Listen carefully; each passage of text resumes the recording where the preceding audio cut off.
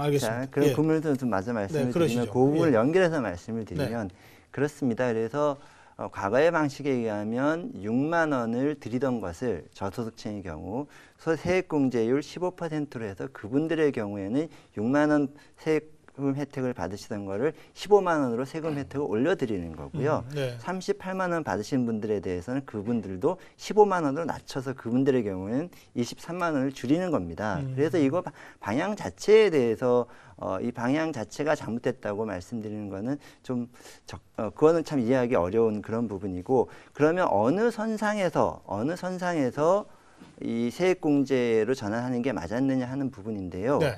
그러니까 저희가 지금 15%로 세액공제율 전환을 했는데, 그래서 과거의 세율이 15%보다 미만이었던 상대적 저소득자들의 경우에는 다 이익을 보게 됩니다. 그죠? 네. 그러니까 세율이 6%에서 또 그다음 12% 구간에 있던 분들은 다 이익을 보게 되고, 15%보다 세율이 높은 구간에 있으신 분들, 뭐 대표적으로 25%, 33% 이런 분들은 손해를 보게 되는 구조로 짜여 있다라는 말씀을 드릴 수가 있습니다.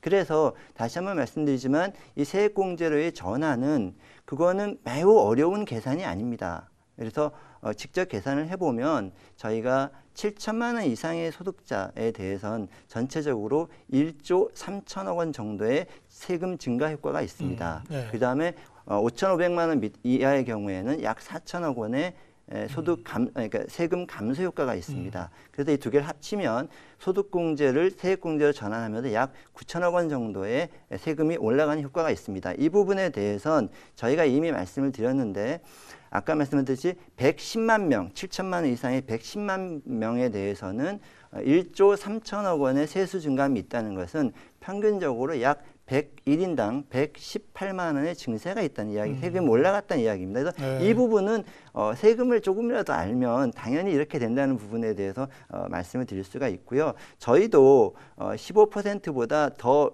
세액 공제율을 15%보다 더 높여 드리게 되면 보다 많은 분들이 세금 혜택을 받게 됩니다. 그렇지만 그게 기본적으로 저희가 소득세 누진성을 강화하려는 이 기본 취지와 맞지 않아서 그렇게 됐다라는 알겠습니다. 말씀을 드리겠습니다. 예, 좀 전에 이제 3월 말이 되면 이제 실제로 국민들이 느끼는 부담이 어느 정도인지가 확인이 된다고 그러셨잖아요. 네, 죄송합니다. 하나만 더 말씀을 드리면, 그런데 그런 과정 중에 네. 일부 요 소득공제, 세액공제와는 관계없이 일부 세금이 늘어나신 분들이 있습니다. 아, 그래요? 예, 그 부분은 소득공제와 세액공제와는 크게 관련이 없고 정비되었던 아이들 관련해서 공제 부분, 이런 부분에서 변화가 있었던 효과 때문에 그러신 분들이 있습니다. 출생이라든지 6세 이하 아이들이라든지 다자녀 가구라든지 이런 부분에 대해서 요번에 여야 간 합의를 거쳐서 그 부분 때문에 손해를 보신 분, 상대적으로 세금이 올라가신 분들에 대해서는 저희가 소급 입법이라도 해서 돌려드리겠다, 이렇게 말씀드립니다. 그렇죠. 알겠습니다. 어쨌든 이 문제는 지금 소급 입법까지 이제 나왔어요. 그러니까 이제 실제 국민들이 느끼는 부담이 과연 적절한지에 대한 이 어떤 전체적인 판단 하에 여야가 다시 합의해서 이제 뭐 소급 입법을 하더라도 한다, 이렇게 대충 정리를 해놓고 좀 넘어가겠습니다.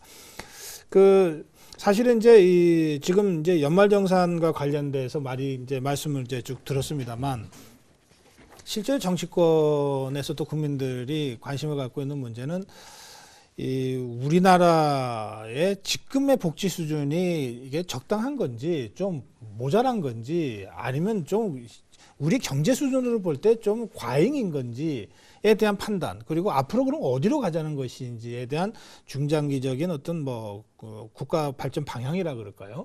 또는 복지 시스템에 대한 국민적 합의 아니겠습니까? 이제 이 연말정산 문제도 사실은 이 계층 소득 에 따른 이 세부담 때문에 이게 논란이 되는 것이니까요. 그러니까 이걸 좀 확대하면 이제 복지 논쟁으로도 될 건데, 이제 이 문제와 관련해서 이제 두 분의 말씀을 조금 좀 심도 있게 좀 듣고 싶습니다. 먼저 이번에는 윤호중 의원께서요. 지금의 복지 수준을 어떻게 보시는지, 또 앞으로 방향을 어떻게 잡아야 된다고 생각하시는지요? 네, 바로 전에 말씀을 그냥 마무리를 지셔서, 그러니까 결국 이 세금 부담이 늘었다, 증세가 있었다라고 하는 것을 이제 이 강석훈 의원께서도 인정을 하셨죠. 그래서 그런 부분들이 이렇게 그 정부가 세법 그 개정안을 내놓고 여야가 논의하고 끝내는 이런 구조를 통해서 세제를 개편하다 보니까 국민들은 그 내용을 제대로 알지 못하고 또 갑자기 늘어난 부담에 대해서 국민들이 이제 저항을 하게 되는 이런 문제가 발생을 합니다. 그래서 실제로 이번 그 연말정산 문제를 해결하는 데 있어서는 단순히 여야 간에만 논의할 것이 아니라 국민들 특히 납세자들의 참여를 통해서 국민들과 함께 그야말로 납세자가 자기의 세금을 자기의 대표자들과 함께 논의해서 결정하는 그런 절차를 거치는 것이 이 새로운 이 제도적 계기가 되지 않겠는가 하는 말씀을 드리고요. 지금 우리 그 사회복지 수준이라고 하는 것은 굉장히 낮은 수준이죠. 제가 자료를 하나 가져왔습니다만, 좀 보여주시죠. 네네. 여기 이제 이 OECD 국가의 사회복지비 지출 그 수준을 표시한 겁니다. 보시는 것처럼 우리 OECD 평균이 21.6%인데 우리는 10.4%입니다. 그리고 OECD 국가 중에 최하위입니다.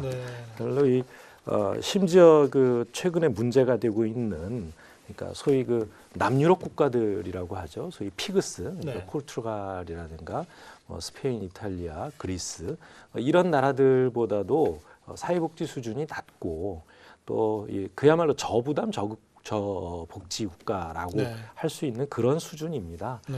여기 지금 이제 요즘 이제 세수가 좀 줄어든다. 또 세수 부족분이 작년 같은 경우에 그 사상 최대 규모로 11조 세수 결손이 났다 이렇게 이야기를 하니까 그러면 복지 수준을 줄여야 되는 것 아니냐 이렇게 말씀을 하십니다.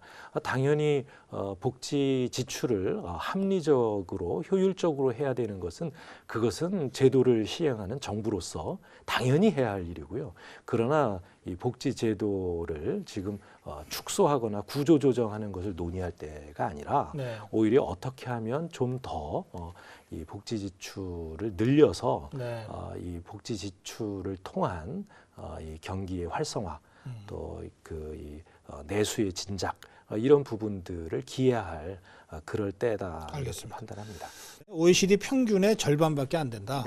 이렇게 이제 말씀하시고 그래서 복지를 줄일 게 아니라 오히려 더 넓혀가야 되고 그걸 통해서 오히려 경제 활성화를 도모하는 것이 맞는 방향이다. 여기까지 말씀하셨습니다. 굉장히 좋은 지적을 해주셨습니다. 복지 지출 부분에 우리 사회가 발전해 가면서 특히 또 우리 경제가 발전해 가면서 공동체에 대한 서로 관심과 배려가 더 필요한 시점이고 그렇게 되면 될수록 경제가 발전하면서 복지 이 부분은 늘어나야 되는 것이 자연스러운 현상이다. 저는 그렇게 생각합니다. 다만 이제 그 복지 지출 늘어나는 것이 우리 경제가 감내할 만한 수준이냐 그리고 그런 부분에 대해서 사실은 논의가 초점이 모아져야 된다고 생각합니다. 우리 윤호중 의원님께서 사전적으로 복지 부분에서 누수가 없는지 우리가 또 효율화할 부분은 없는지 이런 것이 선행돼야 한다는 부분에서는 여야가 의견을 일치하는 것 같습니다. 그런데 이제 우리 복지가 늘어나는 방향성 자체에 대해서는 크게 늘어날 것이냐 천천히 늘어날 것이냐 이슈가 있긴 한데 다만 지금 우리 현상을 좀 우리 상황에 맞는 복지 수준을 해야 된다는 포인트로 말씀을 드리겠습니다. 지금 우리나라의 그 말씀하신 사회 공공복지 지출이 OECD 국가들의 수준에 비해서 낮은 것은 사실입니다. 그거는 부인할 수 없는 사실인데 또 하나 부인할 수 없는 사실이 뭐냐 하면 전 세계 OECD 국가 중에서 우리나라의 복지 지출 증가율이 OECD 평균보다 몇 배에 달한다는 겁니다. 그러니까 가령 예를 들어서 우리나라가 2000년에 사회복지 지출 비율이 4.8%였는데 작년 말 10.4%로 이 10년 조금 넘는 기간 동안 2배가 올라갔습니다. 그렇군요. 예, 이렇게 빠른 속도로 올라가면서 우리 사회에서 곳곳에서 이것을 감당하기 좀 쉽지 않은 그런 부분이 나오고 있는 것입니다. 또한 이렇게 10몇 년 기간으로 놓고 보지 말고요. 최근에 2007년부터 한 7년 동안 이 2007년을 기준으로 한 이유는 글로벌 금융위기 이후 상황을 보기 위해서 저희가 봤습니다. 그런데 이런 복지 지출 증가율이 우리나라가 37.4%로 OECD 34개국 중에 증가율이 제일 빠릅니다. 그러니까 저희가 전반적으로 복지 지출을 하긴 하되 이렇게 굉장히 빠른 속도로 증가하고 있다는 부분이 있어서 그래서 그래서 현재 상태에서 중요한 부분은 복지 지출 방향 자체를 늘릴 거냐 이슈라기보다는 이 빠르게 증가하는 이 부분의 세수를 복지에 대한 재원을 어떻게 마련할 것이냐가 저는 핵심 이슈라고 생각합니다. 복지 확대라고 하는 방향성에 대해서는 강석훈 의원님도 동감하시는데 다만 너무 속도가 빠르다. 이 과연 적절한 수준이 어느 정도인지에 대한 합의가 필요하다. 지금 이렇게 말씀하셨어요.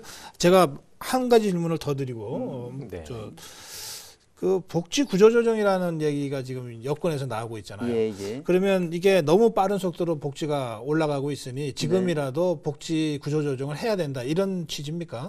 그러니까 구조조정이 갖는 중의적 의미가 있는 것 같습니다. 어떤 분은 복지 구조조정이라는 단어를 가지고 현행 복지 시스템 중에 복지 제도 중에서 대상자를 축소하자는 의미의 구조조정을 말씀하시는 분도 계신 것 같은데 저는 그것은 그러니까 바람직하지도 않고 또한 실현 가능하지도 않은 대안이라고 생각하고 현행의 제도를 기반으로 하되 그쪽 부분에서 중복되거나 또 뭐 이렇게 일부 또 부정수급하는 부분이라든지 또는 충분히 이렇게 합치면 보다 효율적으로 할 수 있는데 여러 부처가 함으로 해서 더 많은 돈을 들이고 있는 부분은 없는지 이런 부분들을 저희가 잘 점검하는 것이 중요하다는 말씀드립니다. 지금 여기도 이 강석훈 의원은 복지 구조 조정이 복지 축소를 의미해서는 안 된다. 이렇게는 분명하게 말씀하셨습니다. 그 입장에 대해서는 저희도 마찬가지인데요. 그러니까 구조조정이라는 단어를 주로 여권에서는 이제 복지 축소의 의미로 그렇게 쓰는 것 같습니다. 특히 이제 보편적 복지를 이 선별적 복지로 바꾸자라는 그런 의미로 사용을 하시는 경향이 있습니다. 근데 그것은 올바른 방향이라고 생각하지 않고요. 그건 왜 그러냐면 유럽이나 영국 같은 경우도 그런데요. 그러니까 일반적으로 전통적인 복지 제도를 줄이기 위해서 교육이라든가 그다음에 일자리 이런 쪽에 이제 투자를 많이 했습니다. 그런데 저희가 주로 보편 복지 제도를 채택하고 있는 것은 전통적인 복지 분야가 아니라 교육 복지 부분에서 채택을 하고 있는 거거든요. 무상보육, 무상급식 이런 교육과 것이죠. 연관된 분야다. 그래서 유럽에서도 일테면 전통적인 복지 분야는 선별적 복지를 가미하더라도 그 교육 분야에서는 그러니까 기회의 균등이라는 차원에서 보편적 제도를 유지를 하고 있습니다. 그래서 그런 부분의 구조조정을 의미하는 이 말씀에 대해서는 저희는 반대를 하고요. 대신 이제 그 복지 제도에는 여러 가지가 있습니다. 지출 구조도 있고 그다음에 전달 체계도 있고 이런데요. 그렇죠. 그러니까 제도적인 측면에서의 구조 조정보다는 전달 체계의 정비가 필요하다 이렇게 생각을 합니다. 그리고 특히 이제 그런 면에서 전달 체계의 문제점이 드러나고 있는 부분들은 좀 아까 강석훈 의원께서도 말씀을 하셨지만 일테면 그 선별적 복지를 채택하고 있는 부분에 그런 선별 그 과정이라든가 선정 과정 또는 그러니까 그 수급자의 부정 수급 문제라든가 이런 부분들이 문제가 되죠. 근데 그런 부분들의 전달 체계를 보다 합리화하고 효율화하는 부분에 대해서는 그것은 당연히 이 복지 제도를 운영하고 있는 현재 정부가 행정부로서 당연히 해야 할 자기 임무입니다. 그러니까 그 전달 체계의 효율성이나 합리성까지 국회가 다 만들어줄 수는 없습니다. 예. 근데 그런 부분들의 효율화를 해야 될 의무를 방기하고 네. 오히려 국회에다가 일테면 복지 제도를 축소 조정해라 예. 라고 이야기하는 거는 번지수를 잘못 찾아도 알겠습니다. 한참 잘못 찾은 것이다. 알겠습니다. 예.